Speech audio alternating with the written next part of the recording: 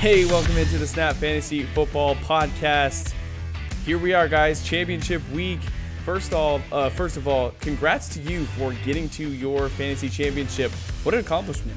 It's been a long and crazy year, but the job is not done yet. And myself, Mac, and Landon, my co-host of the show, are here to break down how you should navigate your Week 16 waiver wire in order to get that hardware.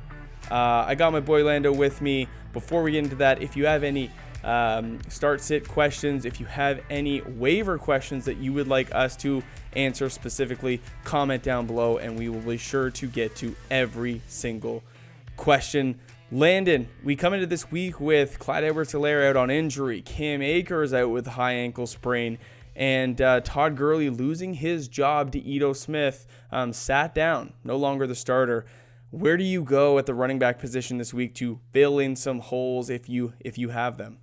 Yeah, Mac, it is tough out there. To rely on one of these guys in your championship week is definitely risky. Hopefully, you are lucky enough not to have to do this.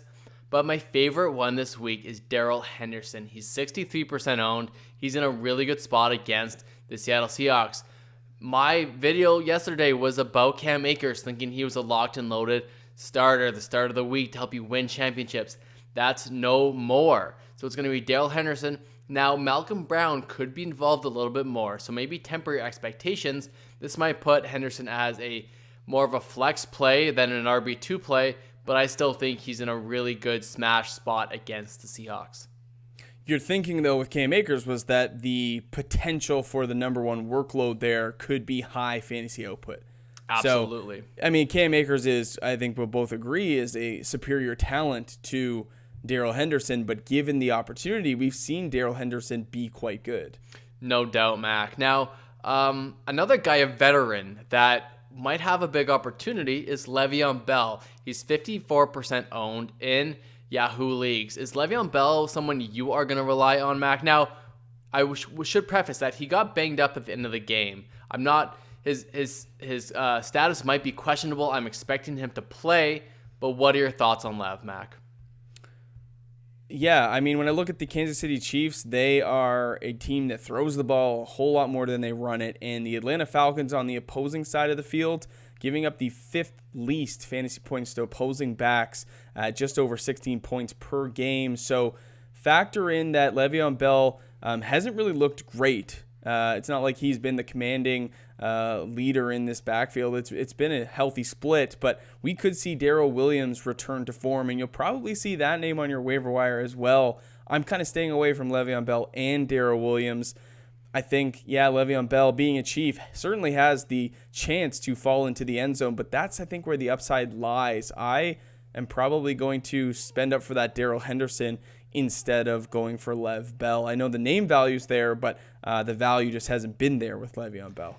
And that's a little bit tough to think for your championship matchup. There's not a smash spot like maybe in other weeks and other years.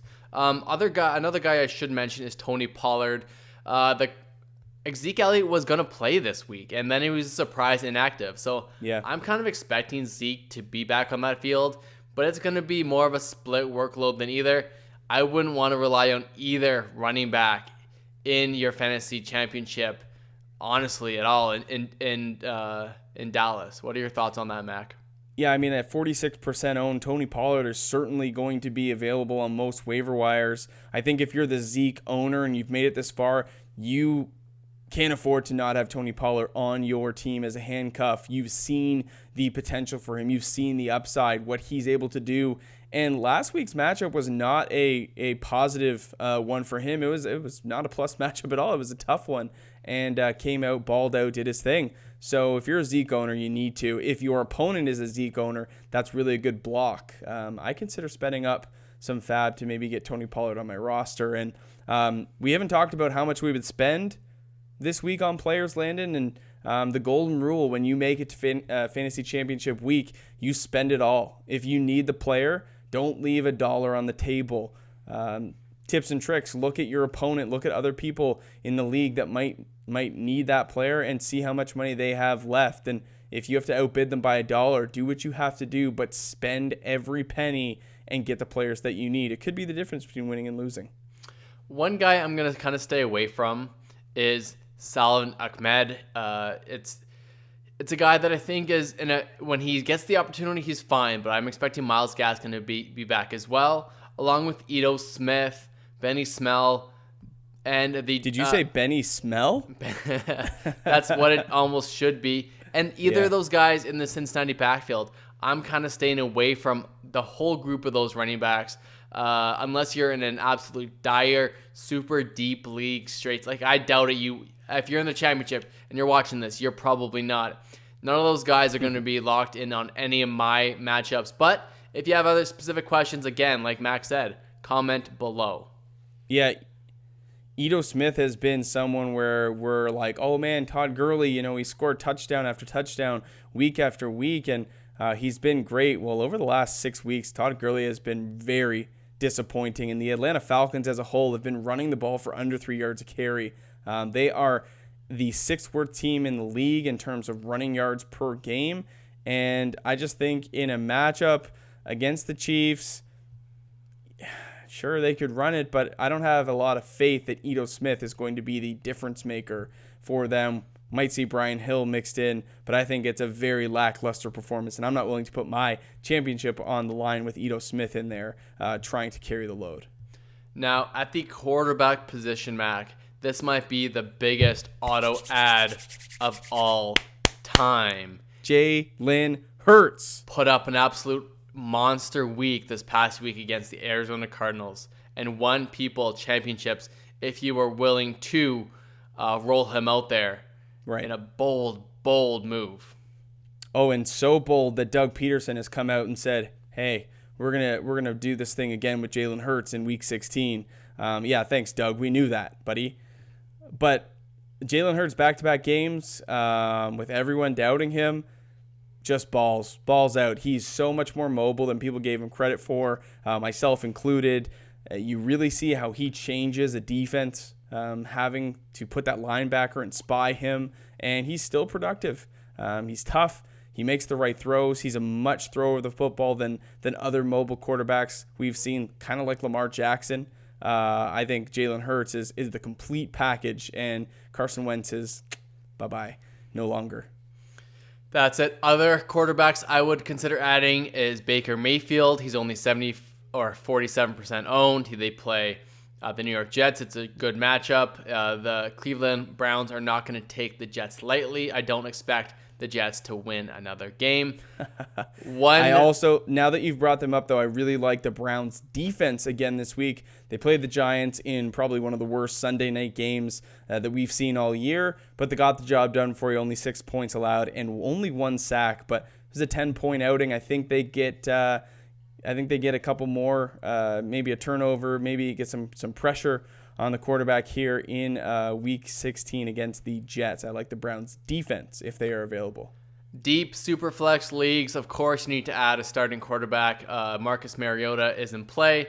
Again, super flex if you're desperate, if you maybe were rolling out Carson Wentz in other leagues and you don't have Jalen Hurts, maybe consider Marcus Mariota. I mean, I'm sure that you would have loved to have Marcus Mariota this week after Derek Carr took a seat for you. I agree, Mac. Too soon? Too soon. I could still win. Yeah, no, you can't. All right, and wide receivers, we've got a handful of guys that we kind of see in similar spots. I'm going to go with the guy that I would add first out of this group, and that's Rashard Higgins, only 25% owned against the Jets. Soft matchup, been a favorite target for Baker Mayfield, and Baker Mayfield's throwing the ball with a lot of confidence. I think people are perceiving this more as cockiness, but Baker is just getting comfortable, and he's confident, and Rashard Higgins has been a reliable target over the last couple weeks, plus matchup. I'd be willing to trot him out there. If I lost one of these running backs and I need a place to go and I can't get Darrell Henderson, I'm going to flex in one of these wide receivers because I think that the upside is there for them, and I'd be much more comfortable with them over a guy like Pollard or Ahmed or Ito Smith, and the list goes on. Absolutely. Yeah, I like it. So Kiki QT. Yeah, he's in play for me. He's one of my players that I really liked in championship weeks. Brandon Cooks, regardless of whether Brandon Cooks is out there or not, the missing part of Will Fuller is the real reason why that QT is a good play. Like I've said before plenty of times, Deshaun Watson is an absolute baller. He's going to get his pass catchers the ball, and QT always has a massive ceiling. They play Cincinnati. It's a good matchup. I think you could definitely roll out QT maybe in a matchup that you're set to lose potentially. Right. Russell Gage has been the benefactor of no Julio Jones on the field, and between him and Calvin Ridley really stepping up for the big chunk plays. I mean, we saw Russell Gage throw a touchdown 2 weeks ago. We saw him get into the end zone early last week.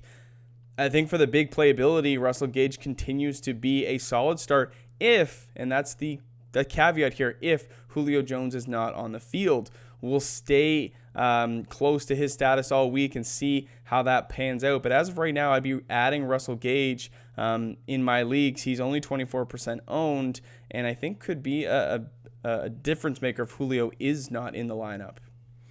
Yeah, totally. I like that a lot. Some defenses to look for. I think you could definitely add Cleveland, like Mackenzie said. You could add Chicago as well, potentially.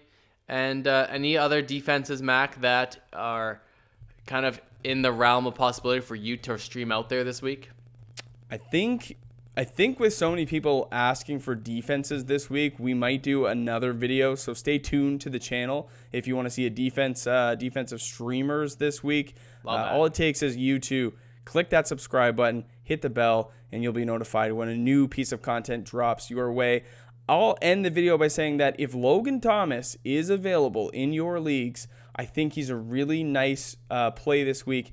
We were unsure as to how the target share would look like with Dwayne Haskins getting the start, but Logan Thomas was absolutely fed in this game. 15 targets, 13 receptions, over 100 yards. I know that myself, I'm a little bit desperate at tight end this week. I've got Evan Ingram, who's an up and down. I've got Dallas Goedert, who Zach Ertz is back, and I'm not really sure. I'm considering wavering Logan Thomas and rolling him out in championship week over those two options. I really like the target volume that we just saw.